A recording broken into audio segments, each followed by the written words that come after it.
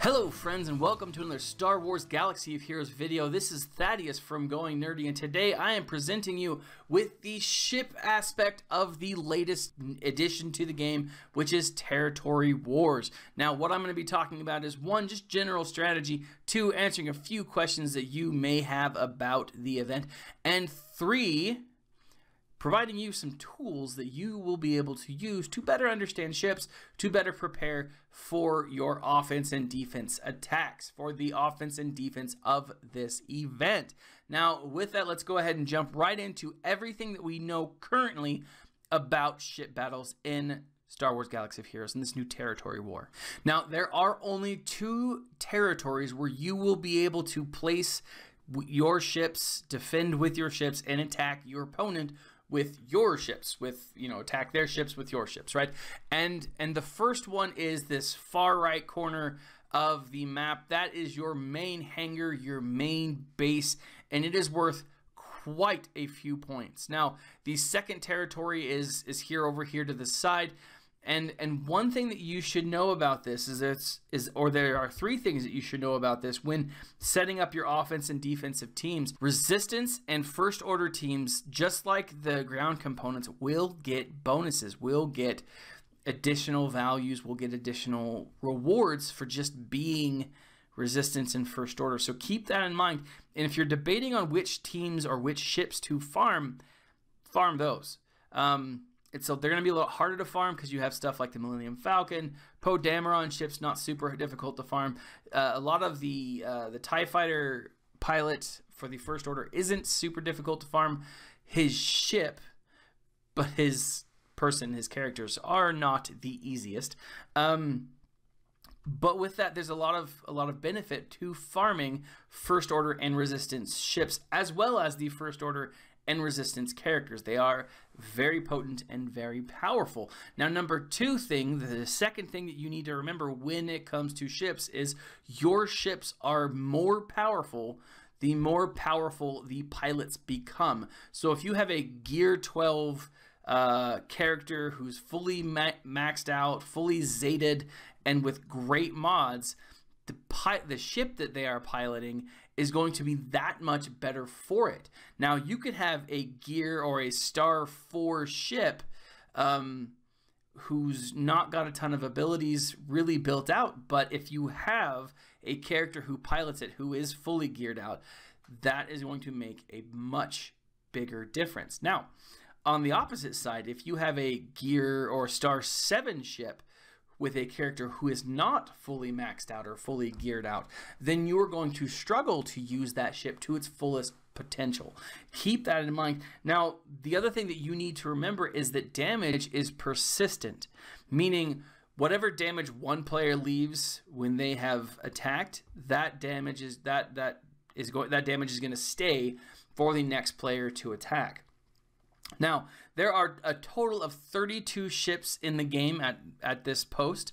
There are 4 command ships and 28 usable ships that you can put into some kind of combination. For Territory Wars, that means that if each player has 4 command ships unlocked, they can only have 4 potential teams to work with, to play with. Now, that being said, you need to really know your command ships and how best to utilize the ships underneath them. There are a number of great ship combinations out there, and to go through all of them in a video like this, it would just be too exhaustive. But I highly recommend that you go through and do some research, talk to your friends, talk to your guildmates, look on the forums, look on websites, look on a number of other videos here at Going Nerdy, and with some of the other game changers.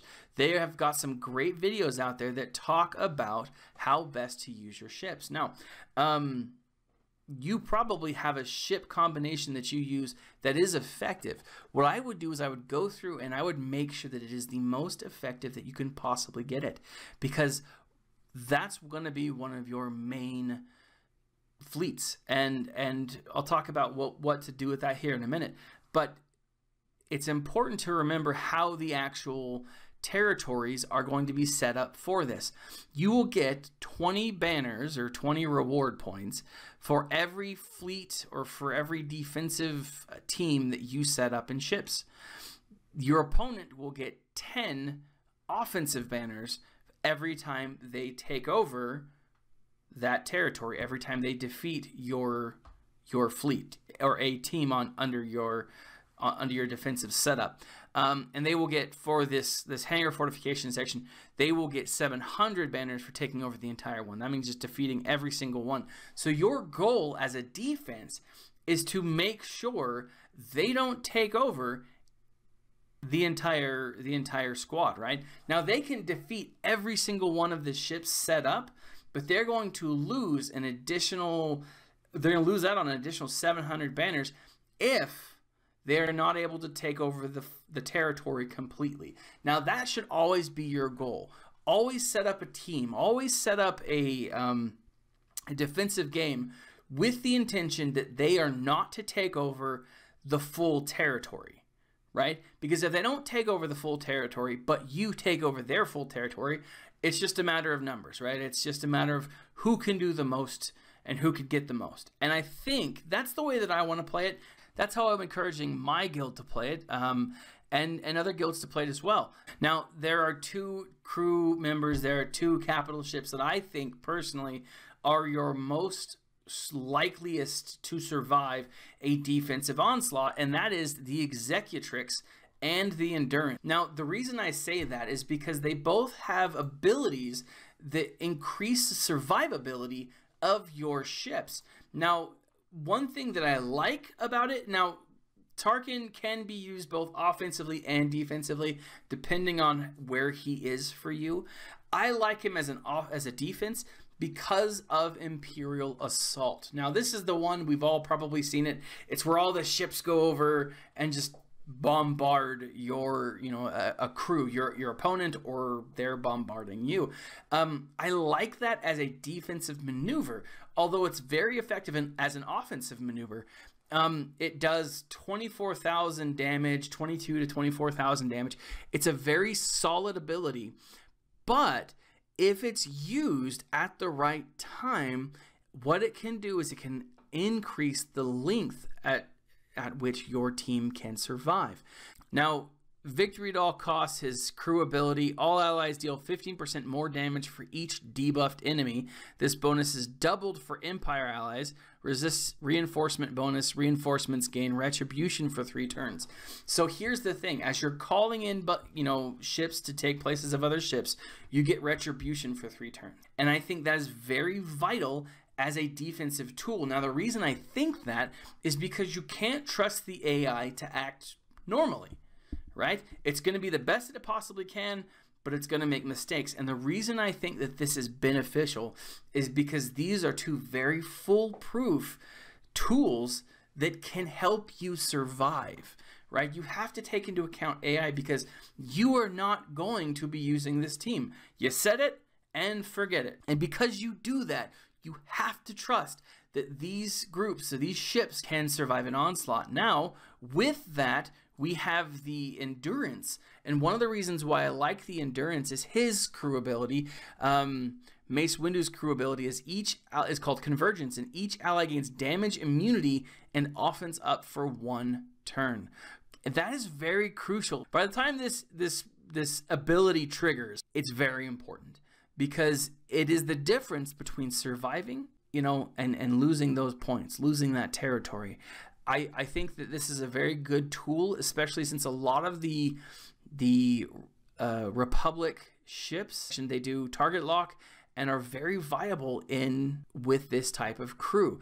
Now, again, you need to keep in mind that there are some ships that are not going to be Republic that will lose out on some synergy with this capital ship, but because they are beneficial, because they are because of the way that they set up, I think they are very, very good.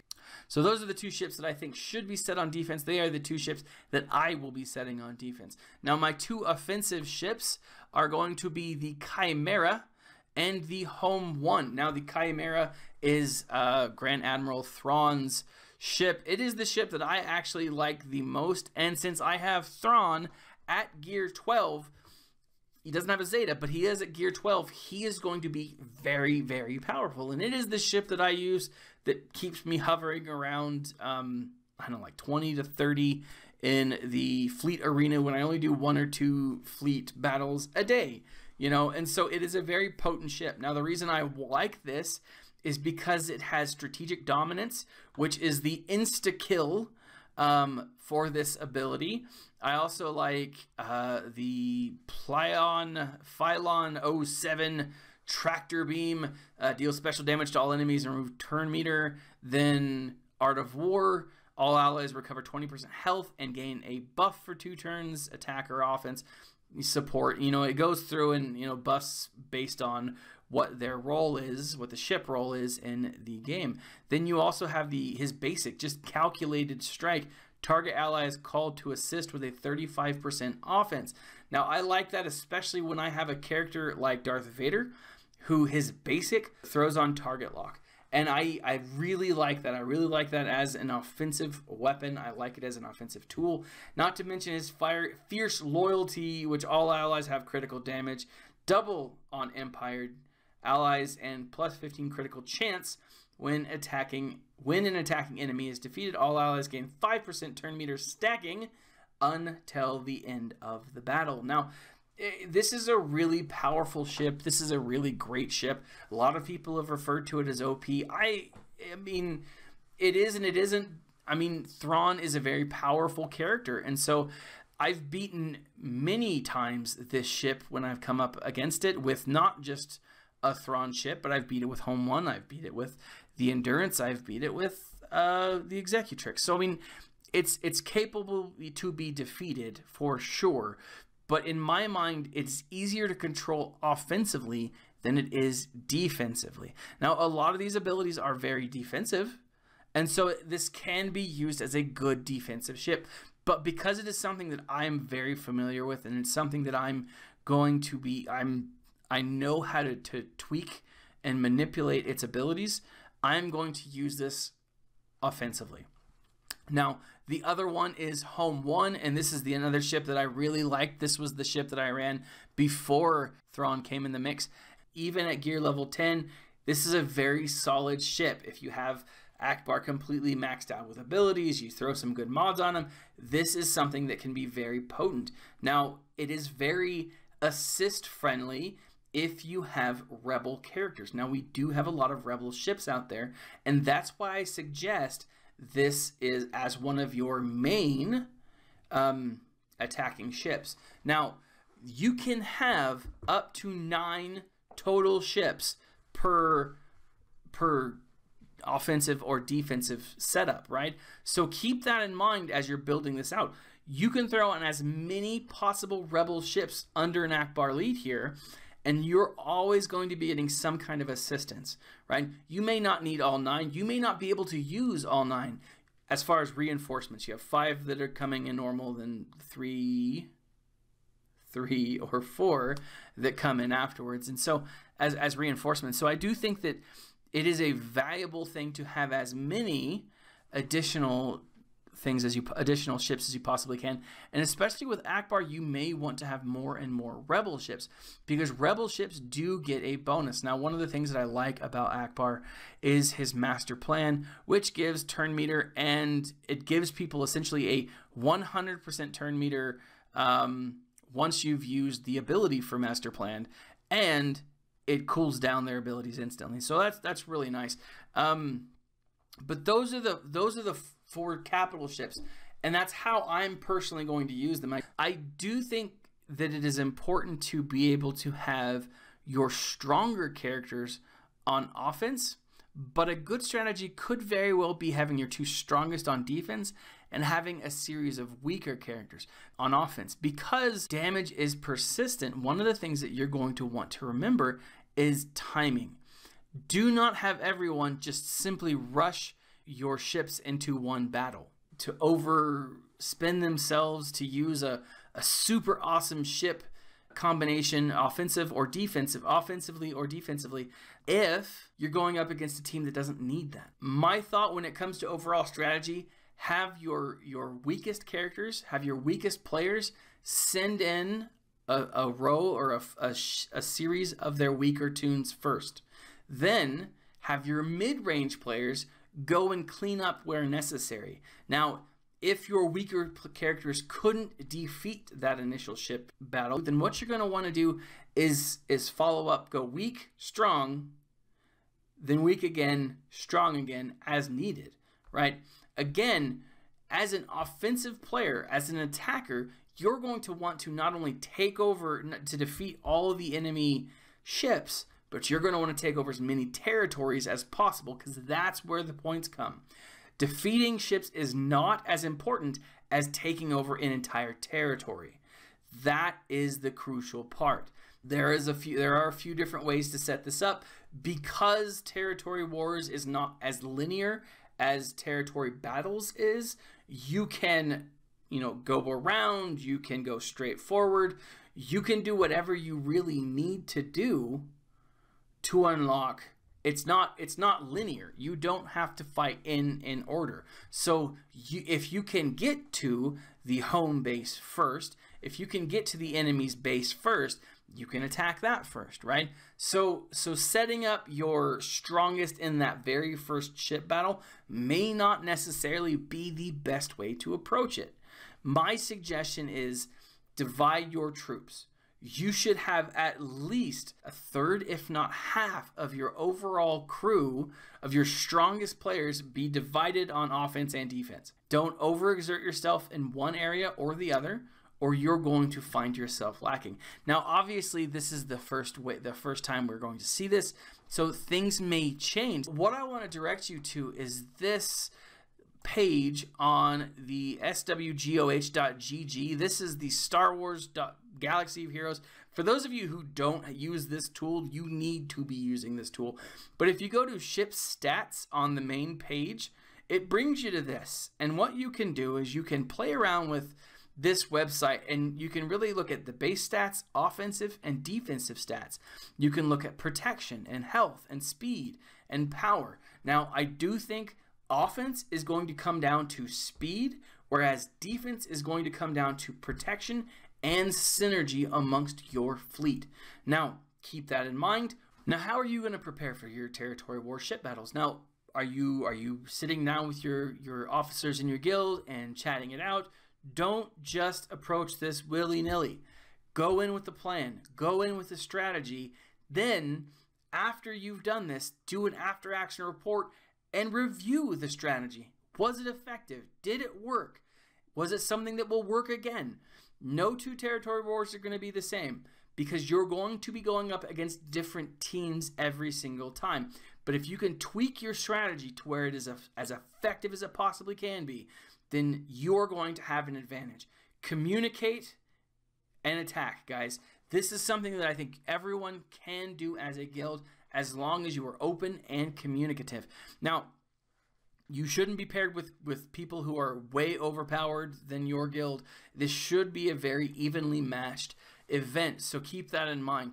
Now, with that, I'm actually curious to see what this event will look like, and specifically what these two events will look like. Now, keep in mind that because this is not linear, you are going to have a lot of different options opened up to you. Leave a comment, share this video, and subscribe to this page. This has been Thaddeus from Going Nerdy, and as always, stay nerdy, my friends.